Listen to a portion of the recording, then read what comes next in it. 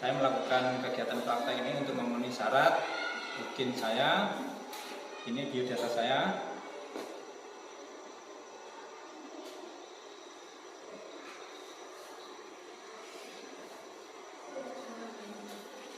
Terima kasih. Siap, gerak. Yang depan, gerak. Tegak, gerak. Ini masuk. Dia tidak bebar-bar.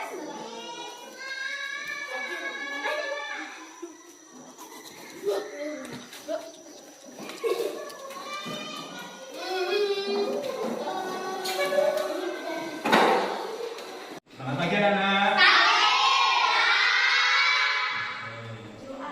Udah dulu ya. Ya. Ini tugasnya siapa? Tadi ya, oke.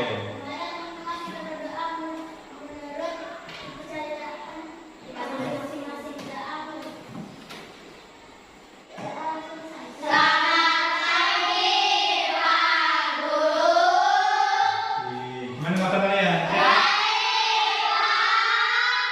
Baik, dalam keadaan sehat ya. Sebelum kalian mulai pelajaran, nanti Pak Ina latihan dulu ya. Yang pertama, Azril. Nanti kalau ada jawab ada ya. Azril? Hadir. Maudi? Hadir. Dian? Hadir. Radia? Hadir. Fitri? Hadir. Aril? Hadir. Amira? Hadir. Rismawati? Hadir. Kita kemana? Sakit. Sakit apa? Oh, pusing kepalanya. Berarti kita izin ya hari ini ya. Oke. Jangan lupa kalian semuanya itu selalu makan makanan yang bergizi ya, karena cuacanya ini sangat ekstrim sekali, musim pancaroba. Jadi usahakan makan makanan yang bergizi. Jangan sampai kalian itu tidurnya larut malam, itu bisa mempengaruhi kesehatan kalian ya. Sebelum memulai pelajaran, kita harus membangun sifat nasionalisme kita ya. Oke, beres semuanya, beres semangat ya. Nyanyi bareng-bareng ya.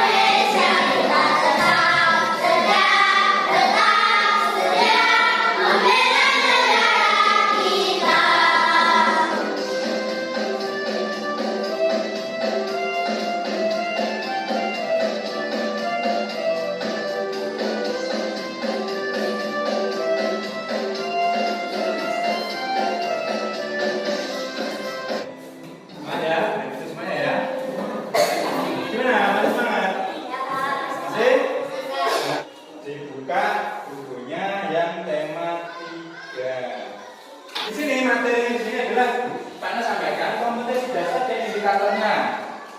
Di kompetensi dasar bahasa Indonesia menggali informasi dari seorang tokoh melalui wawancara menggunakan daftar pertanyaan.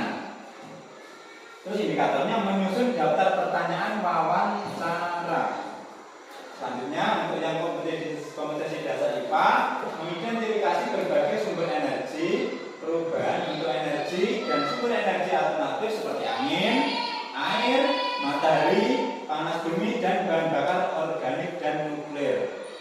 Terus dalam kehidupan sehari-hari indikatornya adalah merancang pembuatan kincir angin sebagai alat penghasil sumber energi. Tujuan pembelajaran di sini yang pertama adalah siswa dapat menemukan cara membuat daftar pertanyaan untuk persiapan wawancara. Yang kedua, siswa dapat menyusun daftar dan hasil pertanyaan untuk wawancara. Yang ketiga, siswa dapat memperoleh data dan mengajukan hasil wawancara dalam bentuk teks tulis. Nah, ini adalah tujuan pembelajaran yang akan kita kerjakan. Kita akan belajar di tema 3, subtema 3 tentang bahasa Indonesia adalah langkah-langkah wawancara dan laporan hasil wawancara. Yang makanya adalah jenis-jenis sumber energi. Nah, di sini ada gambar jenis wawancara. Nanti kalian akan berlatih mewawancarai seseorang ya. Terus selanjutnya adalah tentang sumber energi. Nah, nanti kalian akan praktek kita itu bisa nggak membuat sumber energi. Terus sumber energi itu nanti bisa dimanfaatkan kita sebagai apa? Paham sampai sini? Nah, ya, kalau paham, di sini adalah materi. Coba disimak sebentar. Nanti bisa dipraktekkan dan dipelajari ya. Mulai ya. Dengarkan ya. Belajar bahasa Indonesia yuk bersama Bumi Pertiwi. Apa kabar anak-anak? Semoga sehat selalu ya. Nah, kali ini kita akan belajar tentang wawancara. Apa itu wawancara? Wawancara merupakan kegiatan tanya jawab yang dilakukan untuk memperoleh informasi secara rinci tentang suatu hal atau peristiwa. Nah, orang yang mewawancarai disebut pewawancara. Sedangkan orang yang diwawancarai disebut narasumber. Lalu, hal-hal yang perlu dipersiapkan sebelum melakukan wawancara apa saja ya? Yang pertama, menentukan topik. Pastikan sebelum melakukan wawancara, kalian sudah menentukan topiknya. Semisal kalian ingin mengetahui tentang budidaya ikan lele, berarti topiknya tentang budidaya ikan lele. Setelah menentukan topik, buatlah daftar pertanyaan yang akan kalian ajukan nanti. Setelah itu, kalian tentukan narasumber yang sesuai. Jangan sampai salah memilih narasumber ya.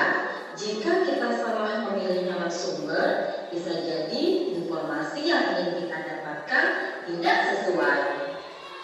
Semisal kalian ingin tahu tentang budidaya ikan lele, berarti narasumbernya adalah peternak ikan lele. Nah, sekarang kita akan belajar membuat pertanyaan wawancara. Sebelum membuat pertanyaan wawancara, kita tentukan topiknya dulu ya. Kalau melihat gambar ini, kita bisa menggunakan kalimat tanya berikut ini. Apa, siapa, berapa, di mana, kapan, mengapa, dan bagaimana. Kata tanya apa berfungsi menanyakan hal atau peristiwa yang terjadi. Contohnya, apa hewan yang Bapak pelihara? Nah, kata tanya berapa berfungsi menanyakan jumlah. Nah, sedangkan kata tanya siapa berfungsi menanyakan pelaku atau orang yang terlibat dalam peristiwa. Kata tanya di mana berfungsi menanyakan tempat kejadian peristiwa. Nah, kata tanya kapan berfungsi menanyakan waktu kejadian peristiwa. Oke, anak-anak, semoga bermanfaat untuk kalian semua. Terima kasih. Assalamualaikum warahmatullahi wabarakatuh. Paham? Kalau paham, Pak Inat akan membentuk 2 kelompok. Nah, kelompok ini terdiri dari kelompok A dan kelompok B. Siapa yang kelompok A-nya? Ya, kelompok B-nya siapa? Oh ya, kelompok A-nya 4 orang nggak apa ya? Kelompok B-nya 5 orang ya? Oke. Nah, kalau udah, kalian gabung jadi satu, masing-masing kelompok membuat pertanyaan wawancara. Dicari pertanyaan paling menarik dan paling bagus ditanyakan ke narasumber. 3 boleh, 1 orang 3 boleh. Misal ada kalimat mengandung ada kata tanya masuk apa, mengapa, bagaimana, siapa, gimana, itu kan nama bisa. Cari siapa namanya, kan pertama kali wawancara yang ditanyakan apa? Nama. Yang kedua apa lagi? Alamat rumah bisa. Jenis pekerjaannya bisa. Terus ditanyakan lagi masalah tentang sumber daya alam bisa. Kenapa sumber daya cepat habis? Seperti itu kan bisa. Jadi nanti kalau dia digabung jadi satu pertanyaan ya. Kalian kasih waktu 15 menit ya. Membuat pertanyaannya 15 menit. Dikasih nama kelompoknya seperti ini ya. Nama kelompoknya siapa? Kelompok A atau B? Nah. Terus ketua kelompoknya siapa? Ditulis. Seperti itu ya, sama ya. Anggota kelompoknya ditulis. Anggota kelompok. Jadi 1 orang merekam. Nah, daftar pertanyaannya nanti disusun di situ kalau sudah jadi masing-masing kelompoknya. Ya.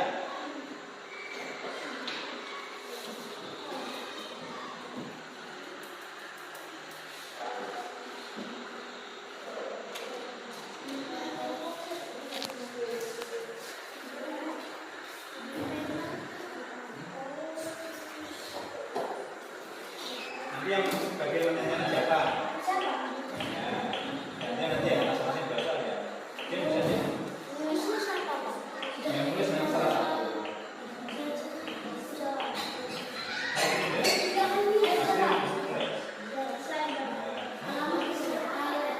Nanti jawabannya dari narasumber apa itu ditulis. Ya. Narasumber saya. Ya.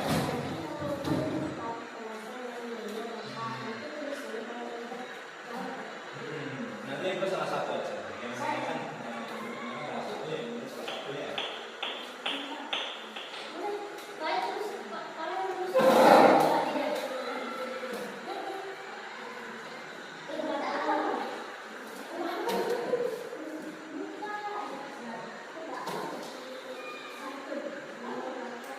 Ini sekitar.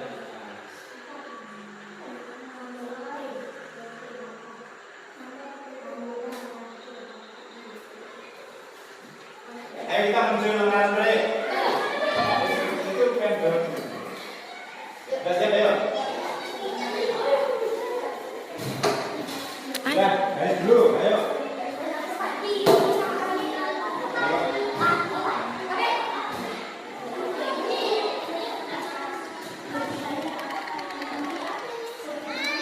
Siapa nama ibu?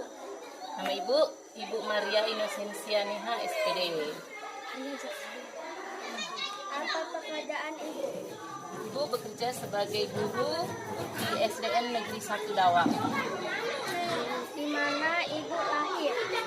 Ibu lahirnya di Pulau Flores, Nusa Tenggara Barat. Bagaimana kita harus merawat energi listrik? Biar hemat gitu ya. Nah, biar hemat energi listriknya jangan dipakai saat kita tidak mau menggunakannya. Misalnya kalau kita keluar rumah listriknya dimatikan biar hemat ya. Sumber energi apa saja jangan Ya. yang ada di sekitar kita. Energi yang ada di sekitar kita itu yang seperti yang kita lihat itu ada energi listrik, air, angin, ya. Nah, itu yang ada di sekitar kita sekarang. Makasih ya Bu. Sama-sama. Sudah kelompok A? Sudah mendapat jawaban? Sudah. Gimana? Udah dijawab semua sama narasumber? Sudah? Nah, kalau sudah jawaban itu nanti kalian presentasikan ya, jadi salin yang bagus nanti. Selanjutnya adalah kelompok B. Nah, untuk kelompok B nanti narasumbernya nanti cari di sana ya, nanti bisa diwawancara masalah itu ya. Soalnya udah direkam tadi. Yang bagian menanyakan siapa? Yang bagian menulis? Oke, sudah terbagi ya. Kalau sudah, yang untuk kelompok ini kita menuju ke narasumber ya.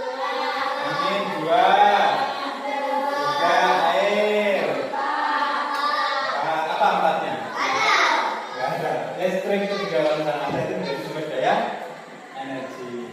Nah, sumber energi terbesar di dunia di bumi ini apa? Matahari. Itu adalah sumber energi terbesar di bumi. Coba kita cek ya. Nah, ada matahari, ada air, ada angin dan panas bumi. Nah, kamu yang sini ya.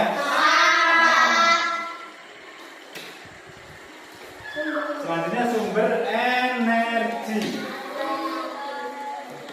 Nah, di sini Pak Inul akan menontonkan video, disimak baik-baik ya, nanti ada tugas di akhir cerita ini ya. Coba disimak baik-baik ya. Hai teman, kali ini kita akan melihat pemanfaatan sumber energi alternatif.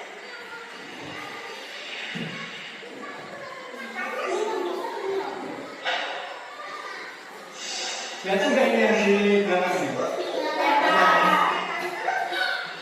Kelihatan ya? Dihasilkan oleh panas bumi disebut energi panas bumi atau geotermal. Energi panas bumi dapat dimanfaatkan sebagai sumber energi pada pembangkit listrik tenaga panas bumi. Sumber panas bumi berasal dari titik warna merah yang disebut magma. Magma akan memanaskan air yang tersimpan di bawah permukaan bumi, teman. Air yang dipanaskan oleh magma disebut zat cair panas bumi. Zat cair panas bumi inilah yang dialirkan ke atas permukaan bumi untuk diproses. Setelah sampai di permukaan bumi, zat cair panas bumi dipisahkan uap panas dan airnya. Uap panas yang telah dipisahkan kemudian dialirkan ke pembangkit listrik untuk memutar turbin yang terhubung ke generator. Putaran turbin akan menghasilkan energi gerak yang selanjutnya akan diubah oleh generator menjadi energi listrik. Zat cair panas bumi yang suhunya telah berkurang dikembalikan ke bawah permukaan tanah untuk dipanaskan kembali oleh magma. Angin. Angin merupakan gerakan udara yang terjadi karena perbedaan tekanan.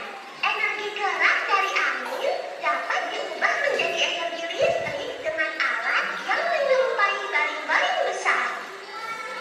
Saat baling-baling berputar karena terkena angin, maka turbin yang terhubung dengan generator akan ikut berputar. Generator akan menghasilkan listrik, kemudian dialirkan melalui kabel-kabel listrik untuk digunakan. Air. Seperti kita tahu bahwa air mengalir dari tempat yang tinggi ke tempat yang rendah. Gerakan alami air tersebut dapat kita manfaatkan menjadi energi listrik. Air yang mengalir dilewatkan melalui turbin sehingga turbin akan berputar. Putaran turbin akan menghasilkan energi yang selanjutnya akan diubah oleh generator menjadi energi listrik. Listrik yang dihasilkan generator akan dialirkan melalui kabel-kabel listrik hingga dapat digunakan untuk kehidupan sehari-hari. Matahari. Energi yang dihasilkan oleh matahari disebut energi surya. Energi surya dapat dimanfaatkan sebagai tenaga listrik melalui panel surya atau biasa disebut solar cell. Panel surya dipasang menghadap ke atas untuk menangkap sinar matahari. Panel surya terdiri dari dua lapisan semikonduktor. Bagian atas bermuatan positif dan bagian bawah bermuatan negatif. Bagian bermuatan negatif akan menangkap energi dari matahari, lalu akan dilepaskan ke lapisan bermuatan positif. Oleh karena itu, akan terjadi perbedaan tegangan yang menghasilkan arus listrik. Jadi tadi di sumber energi itu ada angin, air, matahari, biodiesel dan biogas atau panas bumi. Ya, jadi semua itu termasuk dalam sumber energi. Kita bisa nggak membuat sumber energi sendiri? Bisa nggak? Bisa. Bisa, tentu bisa, karena ini sumber energinya adalah ada yang buatan manusia. Secara simpel, secara mudah kita itu bisa membuat sumber energi dari kipas. Bisa nggak buat kipas dari tepuk-tepuk itu? Bisa. Bisa kan? Tinggal gini. Nah, ini bisa berubah menjadi angin. Energi gerak berubah menjadi energi angin. Ada energi anginnya di sini, berarti kita bisa membuat sumber energi sendiri ya. Membuat alat yang bisa digunakan dan digerakkan menggunakan sumber energi angin. Di sini Pak Enal sudah membawa bahan-bahannya. Yang pertama ada botol, ada gigi, ada selotipnya, sama apa nih? Sedotan dan cutter sama gunting. Jadi nanti kalian akan membuat percobaan membuat kincir angin ya. Kincir angin itu digerakkan menggunakan sumber energi angin. Jadi nanti akan Pak Enal bagi satu persatu membuat kincir angin. Paham ya? Kalau paham, kerjakan. Sebelum dikerjakan, Pak Enal akan membentuk kelompok-kelompoknya sama seperti tadi aja, nggak apa ya? Oke. Jadi membuat satu kelompok. Nah, kalau sudah, ini nanti dipresentasikan lagi ya. Paham ya? Ada pertanyaan? Kalau nggak ada, ambil satu-satu botolnya dari sini. Wah, sebentar.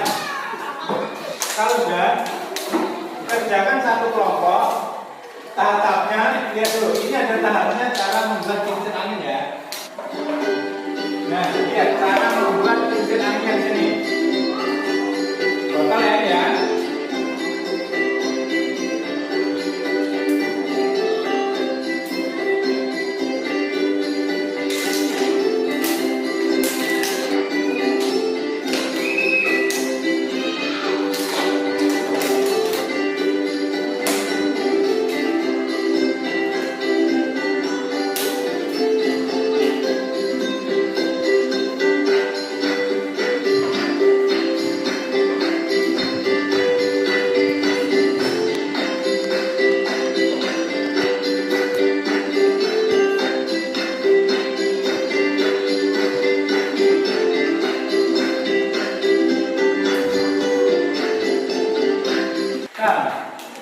Sudah, kalau sudah paham, kerjakan masing-masing kelompok ya. Siap. Oke.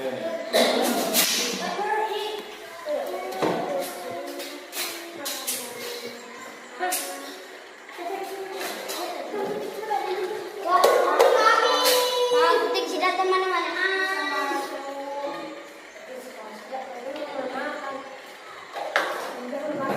Masukkan ini.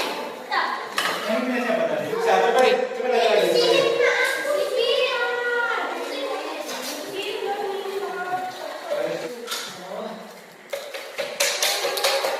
Pak. Ini tidak.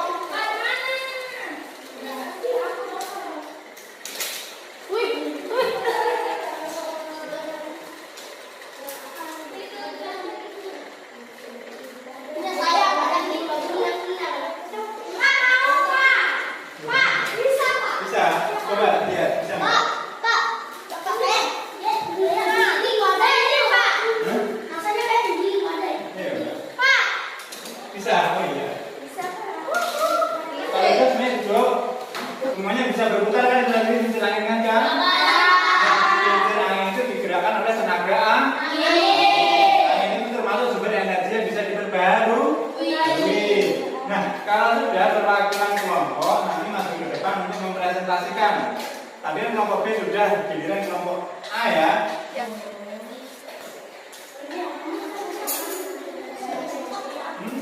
keras suaranya ya. Cara membuat kincir angin dari botol. Kelompok A, bahan-bahan dan alat yang harus disiapkan. Botol plastik, sedotan plastik, batang lidi, lakban, gunting. Caranya potong botol hingga batas di antara lutut sampai badan menggunakan gunting. Lalu potong botol secara lurus menjadi 6 bagian. Setelah itu lipat ke 6 bagian tersebut membentuk kincir. Selanjutnya adalah melubangi dasar botol pakai paku. Terus masukkan setiap plastik ke dalam lubang. Kemudian ambil kawat yang sudah disiapkan dengan diameter lebih kecil dari sedotan. Siapkan bambu juga untuk selimut ikatnya. Ikat kawat di ujung bambu sebagai pegangan kincir. Masukkan kawat yang keluar ke sedotan di dasar botol dan potong sedotan sesuai panjang kawat. Demikian langkah-langkah perlu dilakukan pada cara membuat kincir angin dari botol bekas. Sumber energi untuk menggerakkan kincir angin tersebut adalah sumber energi angin, dan angin termasuk sumber energi yang dapat diperbarui. Demikian presentasi kami kelompok A. Terima kasih. Oke, terima kasih. Tepuk tangan untuk kelompok A. Selanjutnya yang mempresentasikan adalah kelompok B. Ayo maju ke depan kelompok B.